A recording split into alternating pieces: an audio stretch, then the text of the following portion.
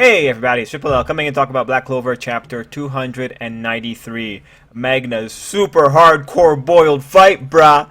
But yeah, before we get into it, I'm just going to say the chapter this week isn't all that complex, so this video shouldn't take that long. It's probably going to be like less than 5 minutes, like honestly. It's just, you know, when you have a slugfest, there's only so much times you can say, that looks so cool, right? But yeah, no man. Overall, what I gotta say is I'm really happy that Magna got the win. I think he deserved it. I think that was really nicely done. I think even the way that that win came about, all of it relying on guts and really hard-boiled stamina, I think was totally fine. I think you can make a case for why Magna would be able to hold out under a barrage of fists and this guy wouldn't, because Magna's probably more trained than this guy would ever be. So I mean, this is like a boxer going up against a random nobody, right? So I think all that was very reasonable. Now, moving into the future, the only thing I'm concerned about is some kind of weird hijack from a demon. Because, you know, we still need enemies to be doing stuff.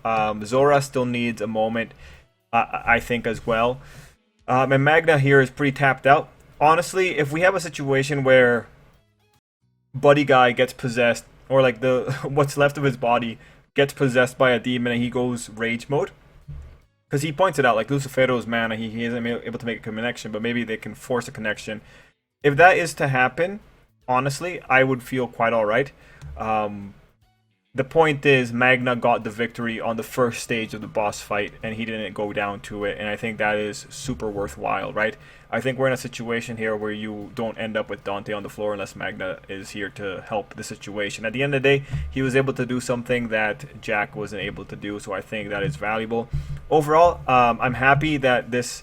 Again, even if the man comes back demon-possessed fully with no sense of himself, I think the victory was maintained for Magna. I think it was really respectful for the character. I think it was a really good moment. I think it really played to his strengths. It's unfortunate that he's saying that he might never be able to use this spell again, but I'm hoping he'll come up with more complex spells in the future, because let's face it, preparation characters are as worthwhile as anything else. Like Zora has shown that he can make things worthwhile. Now, what else do I need to say about the chapter? Well, if we were to do a full-on little analysis here, the first 4 or 5 pages, actually the first 6 pages, are pretty much Magna's reason of, or like his introspection. He points out Luck and his difference. He points out Asta, even though Asta is weaker than him in terms of magic count, he has anti-magic, which is overwhelming. And then we have Yami telling Magna he picked Magna because Magna was gutsy, right? So you can see why the gutsiness is important, because the gutsiness is what says, oh shit, you know, this is what he's pretty much running on. This is the fuel he is burning in order to take on Dante. Now, pages 7 to roughly 10 are just the beatdown pages. In terms of choreography, come on, you always gotta appreciate like a really, really good beatdown. And this was a pretty good beatdown. Choreography on point. This is the kind of stuff that you look at and you're like, man, I wish I could draw something this cool. So cool factor maintained. Then we go into pages, let's say 11 to 15. These are the ones that are pretty, I think, the more interesting part. These are the ones that talk about what happened with... these are the ones where we talk about what happened with the guy's magic and all that disappearing. So the logic itself of Magna running out of magic and Dante running out of magic, I think that's super solid. Magna's reasoning for it being that you have never run out of magic, so you probably never thought it was a problem, and you also probably never fought someone who had as much magic as you. So again, you probably don't really know how to gauge yourself. So what he's pointing out here really is an awareness that a character like this guy wouldn't really know to have, right? If you never reach your bottom, do you know where your bottom is, kind of thing? So really interesting. I think that is a wonderful way to do it. Of course, the other cool thing here is that the connection to Lucifero is lost based on mana. That might be rewritten in a future chapter, because we don't know how many tricks demons have. We don't know how many forces a demon can cause. So overall, you know, it's tight, man. It's super tight. And then let's see, pages 14, 15. Yeah, pages 14, 15, that double spread of them colliding, of the two fists going at each other. The thing to keep in mind here is that this guy was regenning the entire time, whereas Magna doesn't have the luxury of regen, and he goes down after a pretty good knock to the face.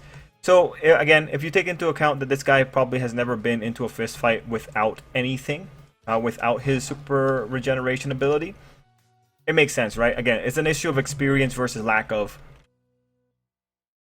And then page 16 and 17 is the big shock page where Asta and Luck come in to see Magna standing up looking proud.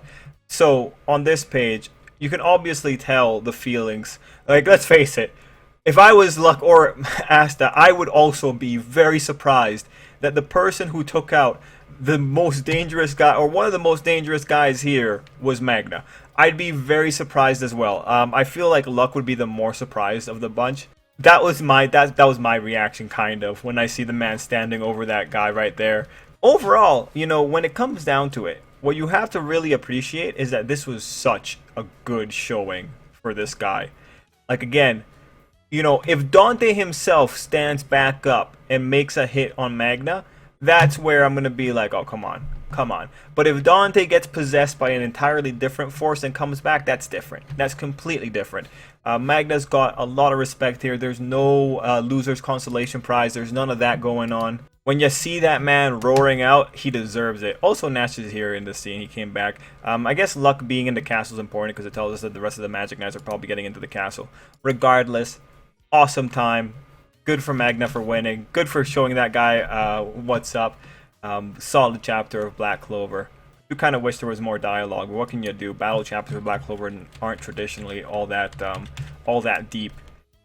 If anything, the emotion is really conveyed. So, guys, let me know what you thought down below. Let me know what you enjoyed, and let me know what you think's gonna happen next. I feel like next chapter is gonna be a bit of a powwow. I think Magna's out for the count, and I'm expecting some kind of last-minute surge from Lucifer or something like that. Anyway, everyone, till next time, have a great day.